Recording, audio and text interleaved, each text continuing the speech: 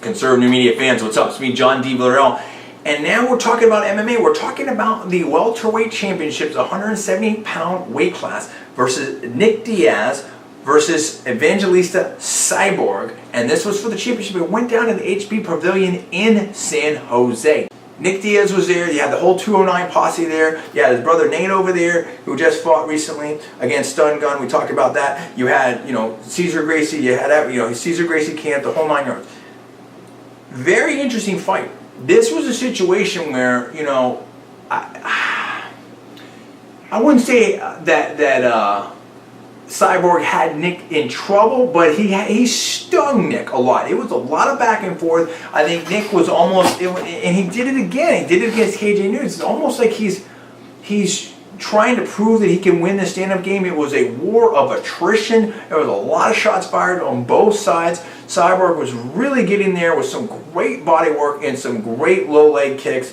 I think he showed the more power, but Nick, with his triathlete and his kind of conditioning and his toughness, really just kind of almost took one to give one, or took two to give one type of thing, and he was still there. He had the endurance, and Cyborg would get tired and later in the rounds, and this went down over and over, and then Cyborg took him down, and they both were getting banged up. It was a very interesting fight. I don't know what would have happened had it gone longer, but then when Cyborg took Diaz down, Cyborg got himself into trouble with the armbar. Nick had a short period of time left, and he just put that armbar on and was able to capture that submission. Now, what was weird about that, and if you saw the replay, at a time there, Cyborg was on top. It was about 10-13 seconds left. Now, of course, they don't know exactly how much time is left, and you're in the fight.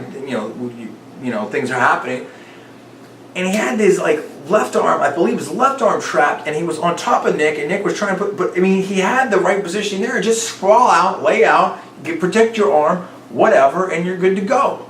And for some reason, Cyborg went over. I don't know what he was thinking. It just didn't make any sense to me whatsoever. I mean, maybe he was trying to sort of scramble out of position, kind of like Robbie Lawler, but he really in the exact wrong place, and then Nick, had a whole situation, and he was just so. There you go. Nick Diaz wins. The question now is, what's next for Nick Diaz? I mean, now he's got a thing where he can box too. That's part of his new Strikeforce contract. Do you want to see him in the boxing ring? At what weight would he box? What about with the MMA? What's next for Nick on the MMA? I want to know what you guys think about this. Nick Diaz, very interesting fighter.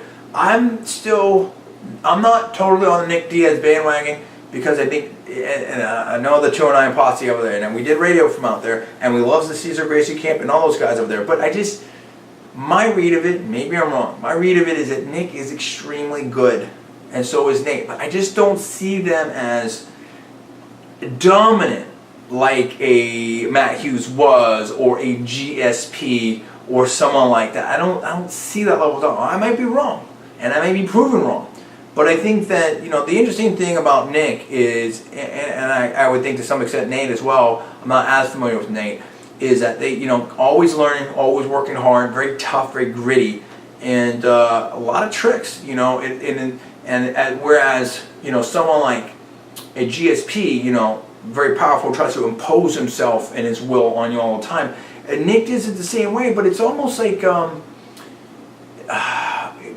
and this may not make any sense to you, kind of a half Mickey Ward, sort of half Muhammad Ali style.